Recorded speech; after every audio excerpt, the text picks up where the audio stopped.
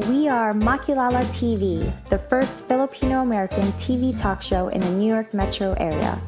Get to know us as we talk to the community leaders, innovators, advocates, and emerging artists who affect Filipino-American life.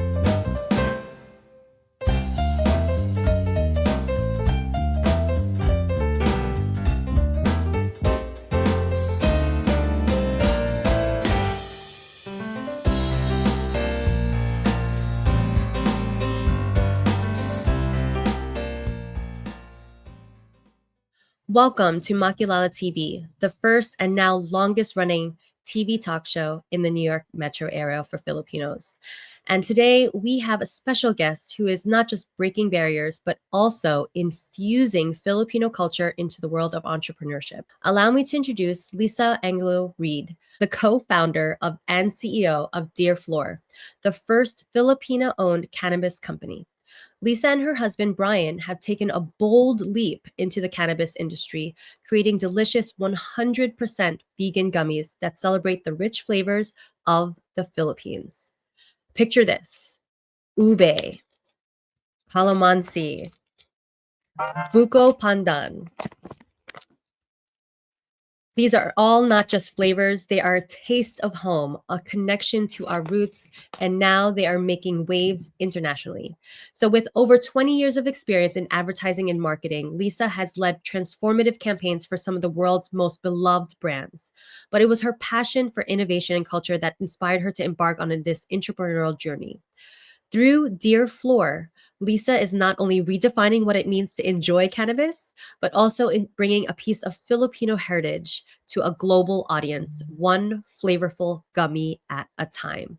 So get ready to be inspired as we dive into Lisa's story, her vision for Dear Flor, and how she's pioneering a new path for Filipinos in the cannabis space. Let's give a warm welcome to the incredible Lisa Reid. Hey there, how are you? Thank you so much for having me, Rachelle. Hi, Lisa. So I, of course, welcome our co-host, Cristina Pastor for Makilala TV, who will be Hi. ask some Thank you, questions. Rachelle. Hi, Lisa. Yes, Hi, Christine. get to know you better. My first question is, how did you get into this industry? How did you take that leap of, okay, I'm going to be in advertising, but now I'm going to go to the cannabis industry? Yeah, I mean, it's really interesting. So I've worked at WPP, which is one of the world's largest communications companies. And most of my clients in the agency world were consumer packaged goods companies. So if you brushed your teeth with it, if you washed your hair with it, if it was a cookie that you were eating, if it was something you're feeding your dog, chances are I've probably worked on it at some point during the last 20 years.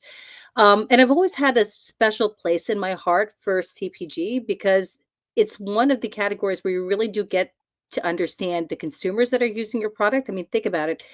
That bag of cookies or chips is only what, $2, $3? Your toothpaste is $5, $6. These are not expensive products. They're accessible to everyone.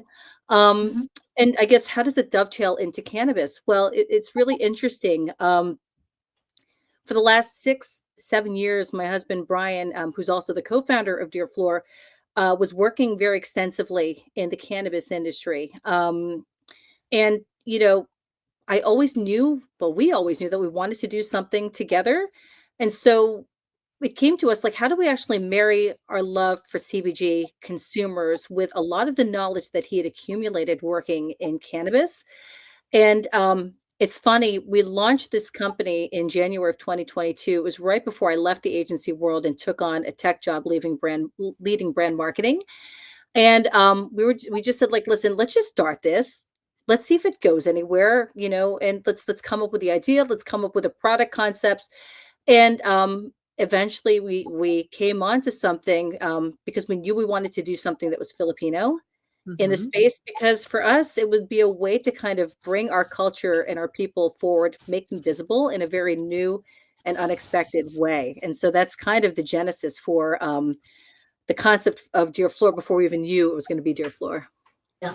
Lisa, the name of your company is so interesting. How did you get it? How did you get that name, Dear Flor? So, I mean, there are so many women in the Philippines who are named after beautiful flowers, right? So it's like Oh. Floribel, Flor-de-Lisa, Maria Flor. And so my aunt, my mother's older sister, it was Flor-de-Lisa, right?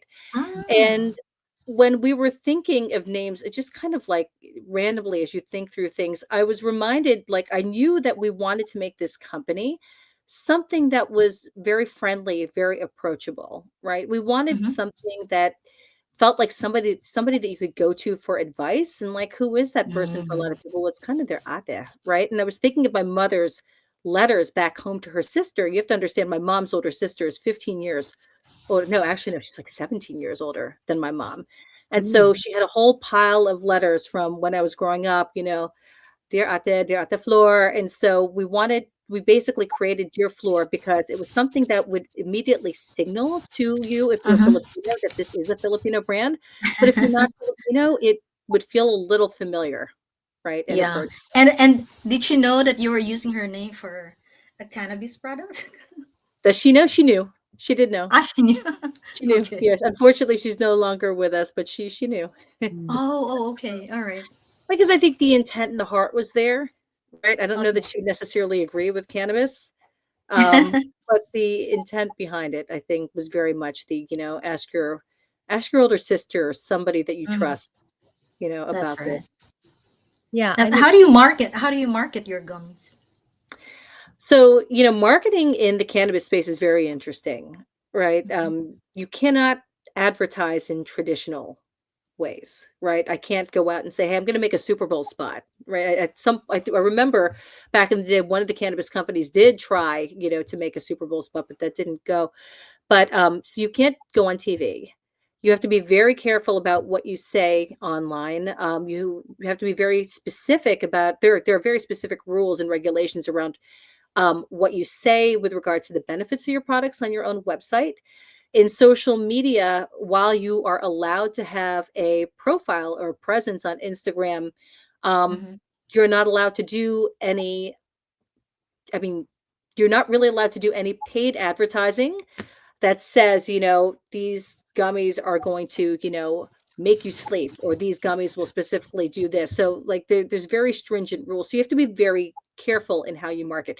The other thing Mhm. too is you have to be very careful that you're not marketing to kids. Brian and I are That's right. parents to a 14-year-old and an 11-year-old. Mhm. We don't want our kids being exposed to this in that way, mm, right? I mean, there's some bad actors who like taking things like Skittles or like childhood cereals, and it looks very familiar, and sometimes it can get a little confusing. Are those Starbursts, or is that Mhm. Starburst with like THC in it? Like, yeah. those are the things that you have to avoid. And we are super, super careful about what we're doing out there. So for us, what we do is we focus on things like the history of Filipinos and cannabis, because there is a history of Filipinos and cannabis. We focus on lifestyle applications of it. Like, so we did a whole thing with our media partners, One Down, and it was all about, how Filipinos, I think there's like a stat out there that Filipinos are the cohort of people get the least amount of sleep. And so we Mm. made a very emotional piece about why your Lola doesn't sleep, why your mom doesn't sleep, and why you don't sleep, and how that utang na loob is like super real. So, Mhm. that was a very interesting way of just shedding a light on why we need sleep. And, this might be an avenue to help you sleep. So it's a little indirect, but I think it's going to be a little more meaningful and a little more entertaining in some ways for people who just don't want to be sold to. Yeah, I feel like just going back to like the marketing to younger crowd, because when I look at the packaging, it is very colorful. It's a gummy, so it's kind of sounds like it's a candy. Yep. So what ways have you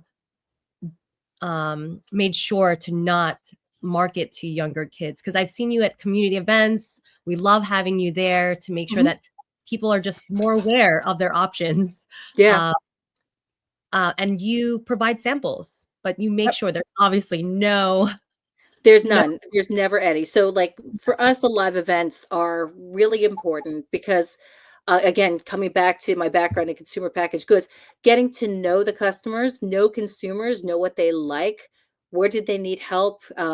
It helps us really think about, how we create our products. And so when we are in a live setting, one thing that we are very careful to do is, yes, it does look like a gummy, right? Mhm. Um, we do not give the gummies to the children at all. Mm-hmm. Even though there's nothing in it, we know it's safe. We don't want them to know what it tastes like. We don't want them to know that it tastes good, because these candies, these gummies, they're not for them, right? Um, these are very clearly for people who are adults. From a packaging standpoint, yes, absolutely. We created a package, a packaging design that is very appealing. It is very bright and colorful. That indicates what the different flavors are. It makes it easy for the consumer to just identify. Oh, orange must be mango, green must be calamansi. But um, there are no childish characters on there. Mm-hmm. A packaging design standpoint, we borrowed very heavily from the embroidery that you see on barongs, right? So it is very adult in that way, but it does have that pop of color to kind of modernize it. All of our packages are childproof, so if you try to open it and you struggle, that is by design. It's not easy to open those Ziploc Let me bags. tell you, that packaging was like adult proof. I was like, I gotta tell Lisa, this is like really difficult to open. But But now I know why. it's important. It is by design. Mhm. And then the last piece of it is when you come to our website, it is age gated. You cannot actually see anything until you've gone in, put your birthday in, and confirm that you are 21. So I think, look, is it perfect? There's always room for improvement everywhere, Yeah. but I think if you are thinking very conscientiously that this is not a product for kids, my goal is to not, sell to anyone. I mean, look, we've turned down events where the target was, honestly, college students. Like, I won't do it. Oh, I won't do it wow. because you've got college students that are under the age of 21. So, and we get asked, "Do you wanna do college marketing?" No, I'm sorry. Do So your gummies have medicinal properties? I mean, for sleep or for against pain? yeah, absolutely. So I think, before the common perception of cannabis products was, oh, they get you high, right? And it was just kind of Mm-hmm. like, oh, it's a fun thing, it's a party thing. What's fascinating to me is that consumers have become so much more sophisticated on the different benefits of cannabis, right? Everybody's familiar with THC, which is the cannabinoid that does get you high. I think there are a lot of people who are familiar with CBD, which is great for pain relief. It's great for general well-being and calm. But there are other minor cannabinoids like CBG and CBN. So CBG is great for energy and for focus. Mm-hmm. Um, and the CBN is great for people who want to, get a good night's sleep. So I think to answer your question, do these have benefits? I think absolutely, Mm-hmm. absolutely, they do have benefits. They do help people, and I think a lot of folks are finding that it is a more kind way to help your body get some of those benefits, versus other forms. So like, I think when you think about fun, some people are choosing to take a gummy instead of having a cocktail, right? Oh, Um, okay. Yeah. take my mother, for instance, who is she just turned 77. She was doing melatonin for sleep help, right? Because as you age, you have trouble sleeping. I mean, I'm not her age. I have trouble sleeping. But she was complaining that she had like that melatonin hangover, that grogginess in the morning. And it took a couple of months, but I'm like, Mom, I keep hearing you keep complaining about the melatonin. I have a thing. Do you want to just try it? Just try it once. If you don't like it, you never have to do it again. And for her, we started slowly, right? So she took Yeah. one of the ube boba gummies. We cut it in half, so it's not 5 milligrams. It was 2.5 for her because she's never done cannabis before. Yeah. And Mhm. she took it and she was like, oh gosh. So she slept for 8 hours.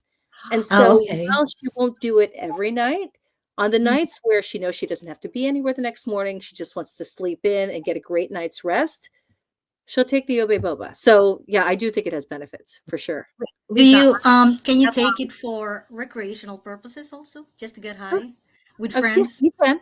There are people who do. I think there's a reason why the mango is a bestseller, one of our best sellers. That one is the only That one is the only gummy that is only THC. The rest of them are ratio gummies, meaning that it's THC plus something else. So like Rachelle, I saw you had the Mhm. ube, which is the CBN and THC, the Mhm. calamansi, which is THC and CBG, the buca, which is THC and CBD.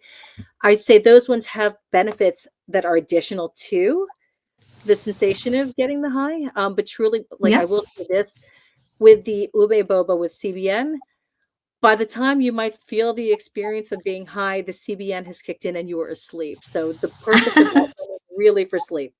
Yeah. So I'm glad that you mentioned about the drogginess at when you wake up, because my family member literally just last night, Lisa, for the mhm. first in her life of her 60 plus years life, never tried any gummies, never tried Yeah. any CBD or hemp or anything like that.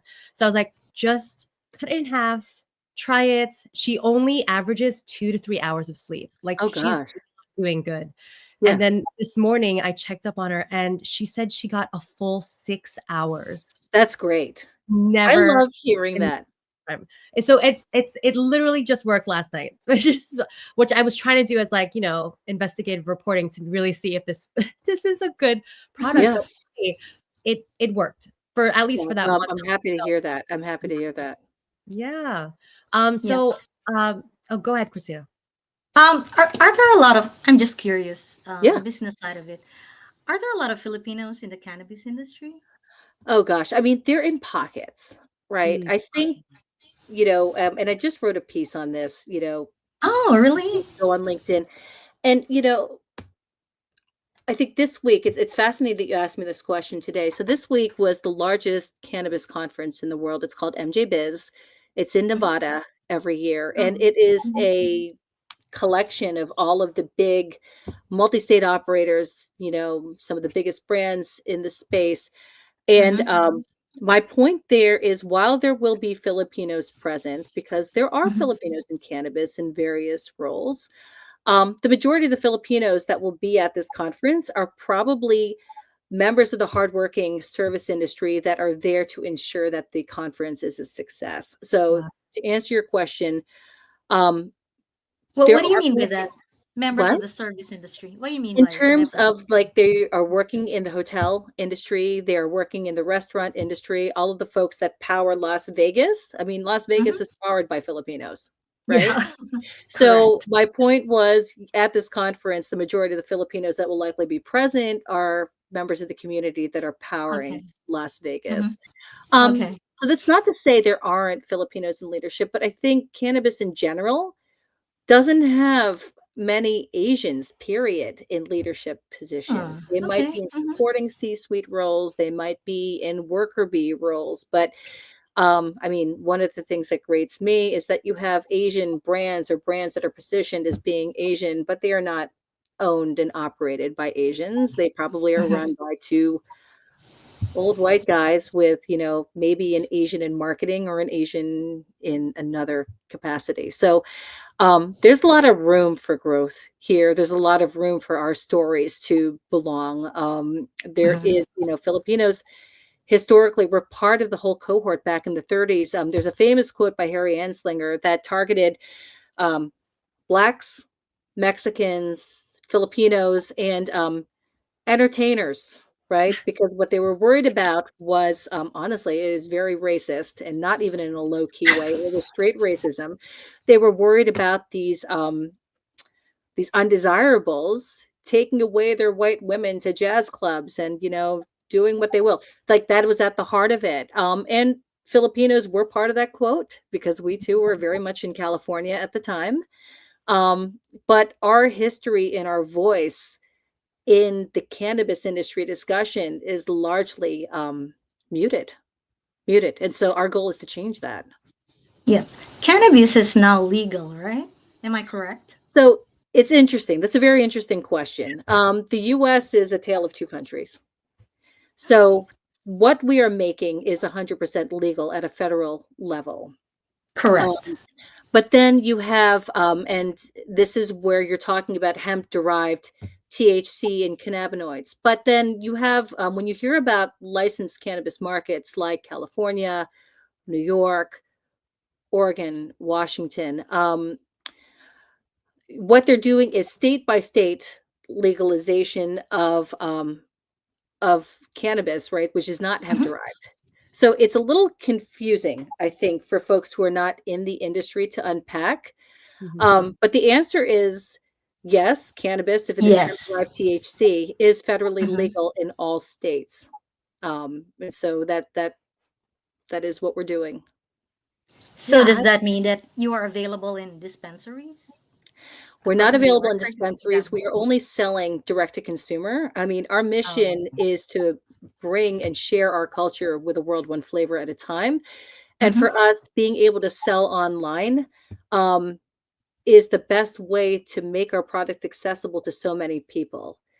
Um, I mean, like if you had another 30 minutes, I can talk to you about what it means to navigate the licensed cannabis market because we If only we survived. had. We've been through it in California. I've spoken about it at length in other spaces and places. And for independent brands like this, the licensed cannabis industry is not designed to help independent brands or women-owned brands thrive in the space because of a whole host of reasons. And then you also have things like the legacy of non-payment. It's very challenging. It's very challenging. yeah, Lisa, seeing Non-payment, Oh yeah, non-payment for products? non-payment across the board, like across the entire supply chain. Oh, So okay. because It I is mean, sounds like an overly regulated industry. it is regulated, but then I think the other thing that you need to think through is that it is a bad chain, a bad cycle, if you will, right? If you're not paying your cultivators, right? If Oh, you're not that's paying what the you people who meant. make the product, if you're not paying the Mhm. people who bring it to the store, if you're not paying the retailer who's supposed to pay the dispensary, who's supposed to pay the company, who's supposed to pay the manufacturer, who pays the cultivator, it's a bit of a vicious cycle of events. And so there is, you should check it out. I mean, if you ever want to talk about it one day, we can talk about the vicious cycle of like non-payment in certain key markets. It is the ugly truth. Yeah, Got it. Lisa, seeing you lead in this role, I feel like that you have already inspired so many, not just as a Filipina, not just as a woman. So I'm really hoping, and I can see it already happening, that you are paving the way for future entrepreneurs in this field. So thank you for being that person that we could look up to. Going back to the community, because I'm Yeah. very curious, what is the community's reaction to cannabis in general? Because like we said in the beginning, Mhm. cannabis equals high. Like that's what people kind of already assume. But what has been the reaction so far? It's fascinating. It is really fascinating. I mean, obviously, the younger, folks, like folks who are like 10, 20, like we're not gonna talk about my age, but um, obviously, like with the younger folks, they are definitely embracing it. I think, like, look, I'm Gen X. Folks in my age cohort, like, they're embracing it. I think what is interesting, and I've said this before, like there are always going to be those titas who want the tita, right? We will never ever convince them that this is something that is for them. But what surprises me, and I love seeing this, like, especially with my mother's friends, and again, she's in her 70s. We're talking 70, 80-year-old Filipinos who come to me and corner me at Filipino parties, and they're like, I want to tell you about what my niece gave me or what my grandchild shared with me. I'm taking gummies and this is what I'm taking. And do you have a gummy that is for this? And so I get a lot of curious questions. I get a lot of questions from Filipinos my parents' age where they just want to share. The best question is, will this react with my medication? And I have to tell them, like, I am not a doctor. If you are concerned about this, talk to your doctor or talk to your daughter who is a doctor. Just let her know you're taking Yeah. gummies. So Yeah. It's talk to so her. She knows. So, I mean, that part's the hilarious piece of it. yeah. So I would say the response from the community has largely been great. I No think Yeah. what complaints. How much do you sell your gummies? So we sell each package of gummies. So there is 20 units per package. There are 5 milligrams of THC per, and sometimes it's mixed with other things. Everything is $30 per package. Okay. Yeah. Sounds reasonable. Yeah. Yeah. Yeah, I really going back to the doctor part, it is one of the biggest influences that my family member decided to take it, other than me convincing them to. Right. I actually brought the packaging. I brought it with me to the doctor's office, and I said, "Okay, can my family member take this?" And they're like, they looked at it really quick. It's like, yeah, of course. This is exactly what we were trying to tell you. Like they were trying to convince them to go to a dispensary and Yeah. get like, pills or another form. But they're like, yeah, this is good. You should try it. So that definitely helped. Talking to their provider to make sure. Don't rely on, social media to tell you otherwise. But Yeah. yeah, thank you so much for really enlightening us in this whole industry, which is, I feel like that you are a leader in spearheading this. So other than gummies, and this is going to be one of the last questions that we're going to try to get Mhm. into, what are the risks of overconsumption? Because these look like gummies that you could just take, and then what's your warning or advice to people Look, when I they think moderation in everything at all times, right? I think it's the same thing you would tell to somebody who was having a glass of wine, a beer, whatever. If you are going to consume anything, um, go slowly, right? You need to know if you are not familiar with how your body is going to react to this. You should take half, take one, give it, an hour to an hour and 20 to see if you're feeling anything, right? If you're not, you can go ahead, maybe take a little bit more. But if this is your first time, I would just let your first time roll. And then, the next time that you want to try and take it, you can maybe take a whole gummy if that works for you. When it comes to overconsumption, look, I think people have different tolerances when it comes to, cannabis usage. Um, I think again, moderation is key. Like you shouldn't want to have to take 5 or 10 gummies to like feel the Mhm. effects. I think if you're, and there are some folks who have very high tolerances, and what they do is they give themselves a tolerance break to Yes. just kind of give themselves time to come back down to, maybe a lesser level. Yeah. Thank And you you. see that. Yeah, I'm sorry. I'm going to try to cut you off because we are Oh, good. about to. But I'm so glad I squeezed that question in, just to be mindful of our usage. So we do have to close the conversation. Let us know, where can we find more information about Dear Flor? Okay, come to dearflor.com or follow us on Instagram at Love Dear Flor. Love it. Thank you again to our special guest, Lisa Reid, for joining us in this episode of Makilala TV. Thank you, Lisa. Thank you Thank for having our me. host, Manhattan Neighborhood Network, and all of our viewers and supporters sa ulitin.